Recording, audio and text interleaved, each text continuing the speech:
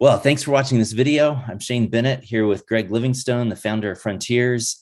And we're talking about the time that he and Sally spent 20 years ago in Malaysia. They left for Malaysia at a career crossroads when Greg was about 60 years old. He had moved on from his position leading the global effort at Frontiers. He had taught briefly at Fuller Seminary, and then God asked him to go to Malaysia. If you want to know more about the decision to go to Malaysia and the time there, watch the previous two episodes of these videos.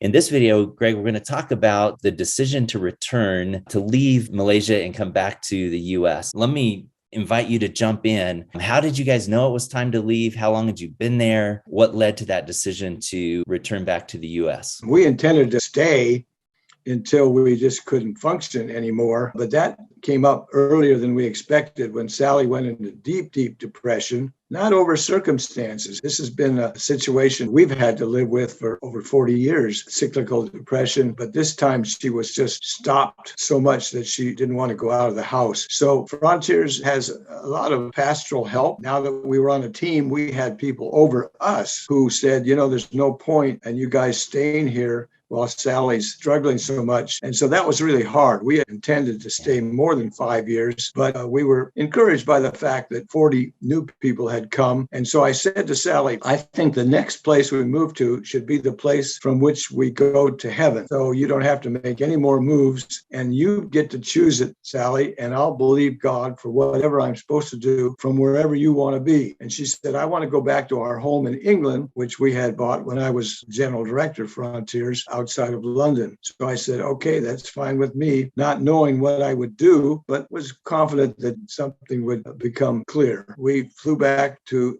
England, not feeling like failures, but feeling like this was our next venture. When we got there, we realized that 20% of the town where Frontiers' office was were Pakistani Muslims, and no church. One couple, not in that town but nearby, were known to be in Christ. So we looked Amjad and his wife up and said, can we help you start a fellowship of Pakistani believers in High Wycombe? And they were thrilled. And so we got some more people to help with that effort from the churches and a few from Frontiers International Headquarters staff. Spent 10 years at that and writing a history of workers to Muslims who are not famous, who are more of the common people that new missionaries can relate to, more than the Hudson Taylors and Adoniram Judsons and great pioneers that the people say, I could never be like that. That book is about to come off the press finally. I'm looking forward. Is there a title for that you can share? It's not Scum of the Earth. That's the novel I'm writing.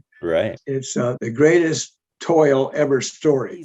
Sally's depression was a trigger for you guys to leave Malaysia and head to England. Tell us also about the publicity that you ended up getting in Malaysia. Well, I joined the Rotary Club and I was the first non-Malaysian in that club. I didn't want to join the Chinese ones. These were all Muslims. I had made friends with the chairman of the club and he invited me in, and I also drew in one of our Frontiers missionaries. About the same time that Sally was really fighting depression, the president of the club looked at me very negatively and I said, what's the matter?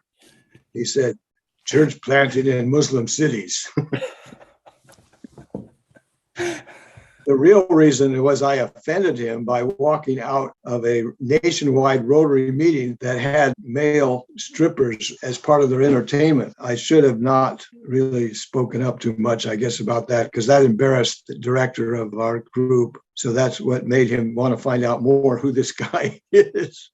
I believe in the providence of God. We don't spend a lot of time with, I wish I had, although I do language-wise. It's just, okay, Lord, where can I work for the kingdom next? That is fascinating.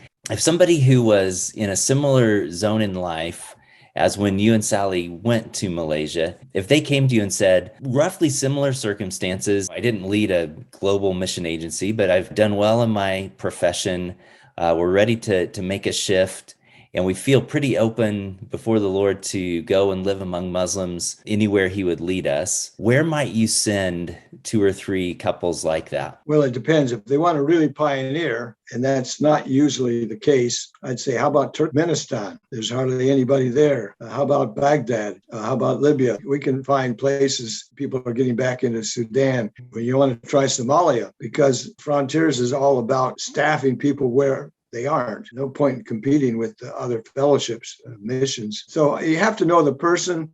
You have to know the gifts. I just recruited a couple with 3 children from our Presbyterian denomination, are really well-qualified doctors, but they are not knife in the teeth pioneer types. They turned down my suggestions of more difficult places and decided that God was leading them to Tajikistan, where they wouldn't be alone. It's not troubling there, at the moment at least. So you try to fit people with the right place and on a team where their gifts will complement, so they don't have to be great evangelists or necessarily the unstoppable types. I think later in life, I've learned to be much more empathetic to people that I used to yell at. Jesus said, forsake all that you have and you cannot be my disciple. That's still in the book, but it's not.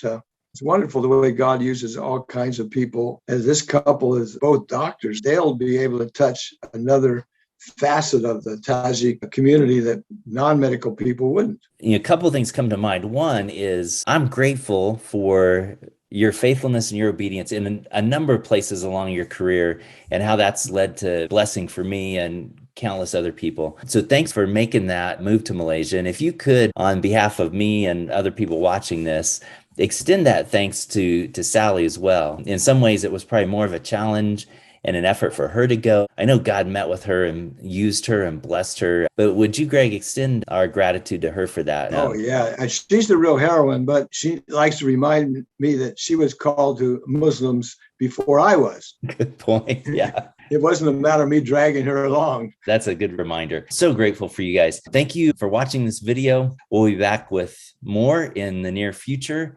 And in the meantime, if you're in that demographic reflective of Greg and Sally, 60-ish years old, career shift, retirement, and you're looking for a move into greater significance, wow, the world is open and you'll have effect that probably is beyond really what you can imagine right now. So love to chat with you about that. Thanks, Greg.